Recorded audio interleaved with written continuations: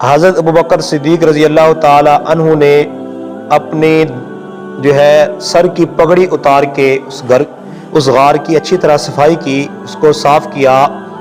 اللہ کے نبی صلی اللہ علیہ وسلم کے آرام کے لیے اس کو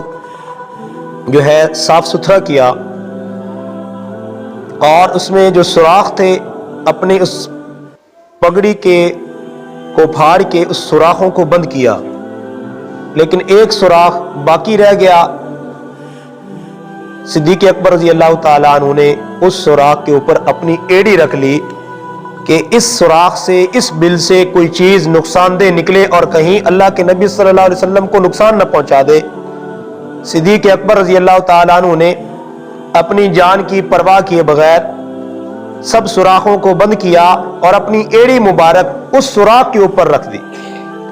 اللہ کے نبی صلی اللہ علیہ وسلم نے اپنا سر مبارک صدیق اکبر کی گود میں رکھا۔ اب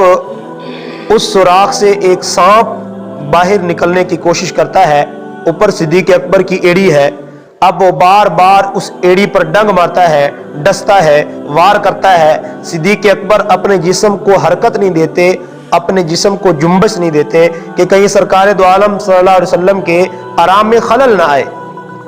ڈنگ برداشت کرتے ہیں، سہتے ہیں، درد کو سہتے ہیں۔ صدیق اکبر درد کی وجہ سے اپنی زبان سے، اپنے منہ سے آواز تک نہیں نکالتے کہ اللہ کے نبی صلی اللہ علیہ وسلم کے آرام میں خلل نہ آئے۔ شدت درد کی وجہ سے، شدت تکلیف کی وجہ سے صدیق اکبر کی آنکھوں سے آنسو نکلتے ہیں۔ اللہ کے پاک پیغمبر صلی اللہ علیہ وسلم کے چہرے انور پر وہ آنسو گرتے ہیں۔ آپ صلی اللہ علیہ وسلم کی آنکھ کھلتی ہے، پوچھتے ہیں ابو بکر تیرے آنکھوں سے آنسو ہیں، وجہ کیا ہے؟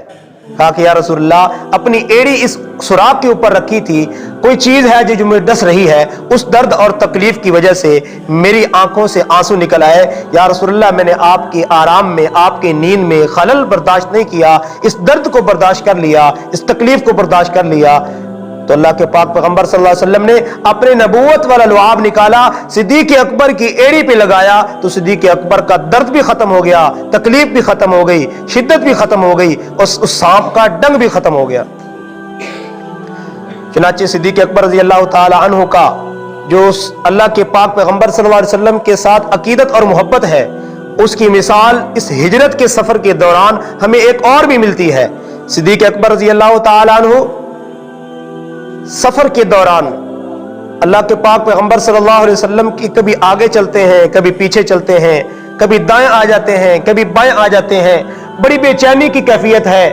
بڑی تکلیف کے عالم میں ہے، بڑے غم کے عالم میں ہے۔ آپ صلی اللہ علیہ وسلم نے پوچھا اے ابو بکر بڑے بے تاب ہو، بڑے بے چین ہو، کبھی آگے آ جاتے ہو، کبھی پیچھے آ جاتے ہو، کبھی دائیں کا چکر لگاتے ہو، کبھی بائیں طرف آ جاتے ہو،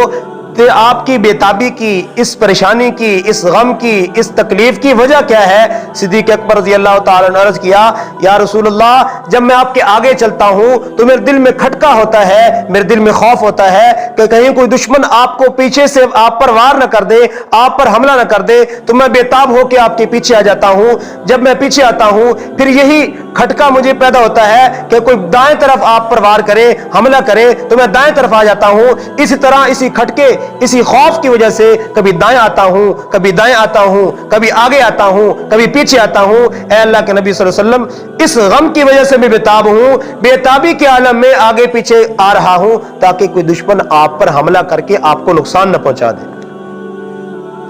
تو صدیق اکبر رضی اللہ تعالیٰ عنہ اس قدر اللہ کے نبی صلی اللہ علیہ وسلم سے عقیدت اور محبت رکھا کرتے تھے کہ اس سفر کے دوران صدیق اکبر رضی اللہ تعالیٰ عنہ نے